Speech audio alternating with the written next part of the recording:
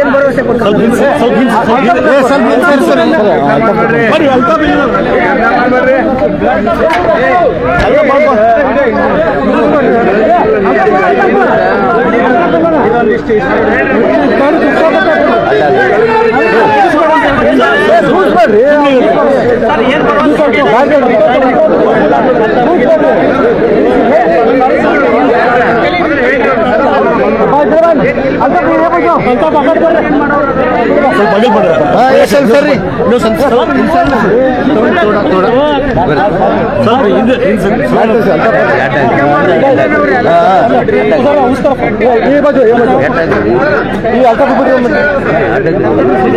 ಬರ್ರಿ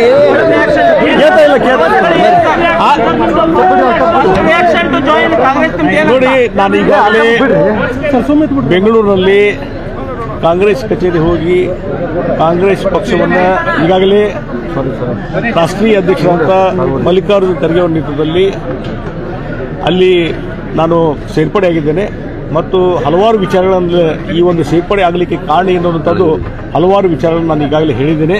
ಹೀಗಾಗಿ ಆ ಹಿನ್ನೆಲೆಯಲ್ಲಿ ಇವತ್ತು ಕಾಂಗ್ರೆಸ್ ಪಕ್ಷದ ಸದಸ್ಯತ್ವ ತೆಗೆದುಕೊಂಡು ಮತ್ತು ಕಾಂಗ್ರೆಸ್ ಪಕ್ಷದ ಒಂದು ನೇತೃತ್ವದಲ್ಲಿ ಇವತ್ತು ಇಲ್ಲಿ ಹುಬ್ಬಳ್ಳಿ ಧಾರವಾಡ ಸೆಂಟ್ರಲ್ ಕ್ಷೇತ್ರದಲ್ಲಿ ಸ್ಪರ್ಧೆಯನ್ನು ನಾನು ಮಾಡ್ತೀನಿ. ಆ ಹಿನ್ನೆಲೆಯಲ್ಲಿ ಇವತ್ತು ಕಾಂಗ್ರೆಸ್ ಪಕ್ಷ ಇವತ್ತೇನೋ ನಮಗೆ ಹುಬ್ಲಿಷನ್ ಆಯಿತು.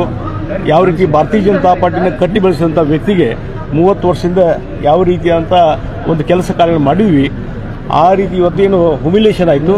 ಅದರ ಹಿನ್ನೆಲೆಯಲ್ಲಿ ಇವತ್ತು ರಾಜೀನಾಮೆ ಕೊಡುವಂಥ ಪ್ರಸಂಗ ಬಂತು ಭಾರತೀಯ ಜನತಾ ಪಾರ್ಟಿಗೆ. ಇವತ್ತು ಕಾಂಗ್ರೆಸ್ ಪಾರ್ಟಿಗೆ ಇವತ್ತು ಜಾಯ್ನ್ ಆಗಿದ್ದೀನಿ ಮತ್ತು ಕಾಂಗ್ರೆಸ್ ಪಾರ್ಟಿ ಇವತ್ತು ಸ್ಟ್ರೆಂಥನ್ ಮಾಡಲಿಕ್ಕೆ, ಶಕ್ತಿ ಮಾಡಲಿಕ್ಕೆ ನಂದೇನು ಕಾಂಟ್ರಿಬ್ಯೂಷನ್ ನಾವು ಮಾಡಲಿಕ್ಕೆ ಅಧಿಕಾರಕ್ಕಾಗಿ 30-40 ವರ್ಷ ಒಂದು ಬಿಜೆಪಿ ಅಂತ ಒಂದು ಹಿಂದುತ್ವ ಅನ್ನೋ ಒಂದು ಐಡಿಯಾಲಜಿ ಒಳಗೆ ನೀವು ಪಾರ್ಟಿ ಜಾಯ್ನ್ ಆಗಿ ಇವತ್ತು ಕಾಂಗ್ರೆಸ್ ಜಾಯ್ನ್ ಆದ್ಮೇಲೆ ನಿಮ್ದು ಒಂದು ಅಧಿಕಾರಕ್ಕಾಗಿ ನೀವು ಐಡಿಯಾಲಜಿನ ಸ್ಯಾಕ್ರಿಫೈಸ್ ಮಾಡ್ತಾ ಇದ್ದೀರಂತ ಒಂದು ಭಾವನೆ ಇಲ್ಲ. ಅಧಿಕಾರಕ್ಕಾಗಿ ನಾನು ಪಕ್ಷವನ್ನು ಬದಲಾವಣೆ ಮಾಡುವಂಥದ್ದಾಗಲಿ, ಇವತ್ತು ಕಾಂಗ್ರೆಸ್ ಪಕ್ಷವನ್ನು ಸೇರುವಂಥದ್ದಾಗಲಿ ನಾನು ಆ ರೀತಿ ಅಧಿಕಾರಕ್ಕೆ ಮಾಡಿಲ್ಲ. ನಾನು ಕ್ಲಿಯರ್ ಕಟ್ ಹೇಳಿದ್ದೀನಿ. ಕಳೆದ 2 ವರ್ಷದಿಂದ ಬೊಮ್ಮಾಯಿಯವರು ಮುಖ್ಯಮಂತ್ರಿ ಆದಂಥ ಸಂದರ್ಭದಲ್ಲಿ ಅವತ್ತು ನಾನೇ ಕ್ಲಿಯರ್ ಕಟ್ ಹೇಳಿದೆ, ಈ ಒಂದು ಕ್ಯಾಬಿನೆಟ್ದಲ್ಲಿ ನಾನು ಮಂತ್ರಿಯಾಗಿ ಇರಲಿಕ್ಕೆ ಸಾಧ್ಯ ಇಲ್ಲ ಅಂತ ಹೇಳಿ ನಾನು ಮಂತ್ರಿ ಸ್ಥಾನವನ್ನು ಬಿಟ್ಟುಕೊಟ್ಟೆ. ಕಳೆದ 2 ವರ್ಷದಿಂದ ಕೇವಲ ಒಬ್ಬ ಶಾಸಕನಾಗಿ ಕೆಲಸವನ್ನು ಮಾಡುವಂಥ ಕೆಲಸವನ್ನು ಮಾಡಿದ್ದೀನಿ. ಆ ಹಿನ್ನೆಲೆಯಲ್ಲಿ ನಾನು ಅಧಿಕಾರಕ್ಕೆ ಅಂಟಿಕೊಂಡಿದ್ದರೆ ಬಹುಶಃ ನಾನು ಬೆನ್ನು ಹತ್ತಿ ಭಾಳಷ್ಟು ಪ್ರಯತ್ನ ಮಾಡಿ ನಾನು ಮಂತ್ರಿ ಆಗ್ಬೋದಾಯಿತು. ಆ ರೀತಿ ಮಂತ್ರಿ ಸ್ಥಾನ ತಗೊಳ್ಳಿಲ್ಲ.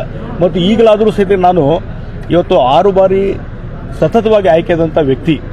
ನಾನು ಹೈಕಮಾಂಡ್ಗೆ ಪಕ್ಷಕ್ಕೆ ಹೇಳಿದ್ದು ಒಂದೇ ಒಂದು 7ನೇ ಬಾರಿ ಸ್ಪರ್ಧೆ ಮಾಡ್ತಾ ಇದ್ದೇನೆ.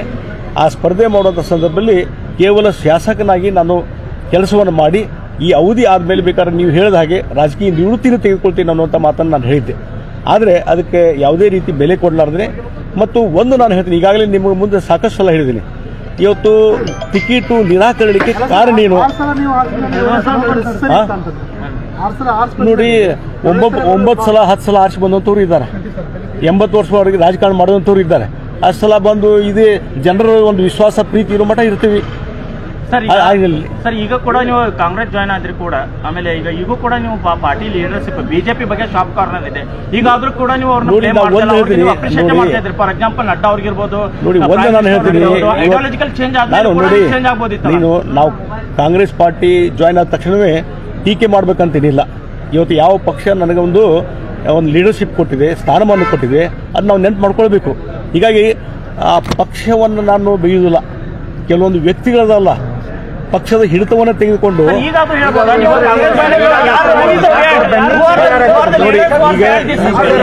ಬೇಡ, ಇನ್ನು ಈ ಸಾಯಂಕಾಲ ಮಟ್ಟ ಇಲ್ಲಿ ಇರ್ತೀನಿ. ನಾಳೆ ಬಂದಿದ್ರೆ ಈಗ ನೋಡಿ ನೋಡಿ ಯಾವುದೂ ಮುಚ್ಚಿಡುದಿಲ್ಲ. ನನಗೆ ಒಂದು ಹೇಳ್ತೀನಿ ನಾನು. ನೋಡಿ ಈಗ ಬೇರೆ ಬೇರೆ ಕಡೆ ಹೋಗುದಿದೆ. ಡೆಫಿನೆಟ್ಲಿ ಇವತ್ತು ನಾಳೆ ಇಲ್ಲೇ ಇರ್ತೀನಿ. ಎಲ್ಲ ಹಲವಾರು ವಿಚಾರ ಚರ್ಚೆ ಮಾಡ್ತಾರೆ.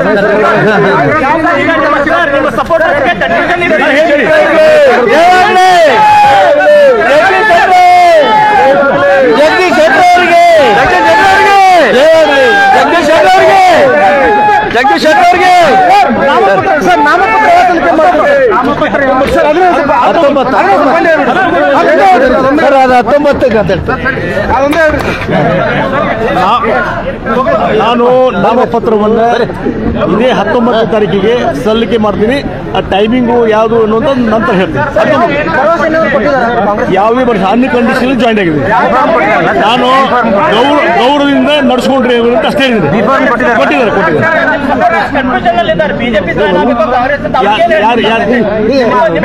ನೋಡಿ, ನನ್ನ ಬೆಂಬಲಿಗರನ್ನ ಒತ್ತಾಯದಿಂದ ಹಿಡಿದುಕೊಂಡಿದ್ದಾರೆ. ಇವತ್ತಿಲ್ಲ ನಾಳೆ ಹೊರಗೆ ಬರ್ತಾರೆ. ಈ ಉಸಿರುಗಟ್ಟಿ ಒಂದು ವಾತಾವರಣದಲ್ಲಿ ಇದ್ದಾರೆ ಅವರು ಹೊರಗೆ ಬರ್ತಾರೆ. ಕರೆಕ್ಟ್, ನನ್ನ ಜೊತೆ ಇದ್ದಾರೆ. ಅವ್ರು ಮಾನಸಿಕವಾಗಿ ಗಟ್ಟಿಯಾಗಿ ಹಿಡ್ಕೊಂಡು ಕುಂತಿದ್ದಾರೆ. ಗಟ್ಟಿಯಾಗಿ ಬಾಜು ಸಿಡಿಯಕ್ಕೆ ಆಗುದಿಲ್ಲ. ಅದರಲ್ಲ ಜಗದೀಶ್ ಶೆಟ್ಟರ್ ಅವ್ರಿಗೆ ಕಾಂಗ್ರೆಸ್ ಪಕ್ಷಕ್ಕೆ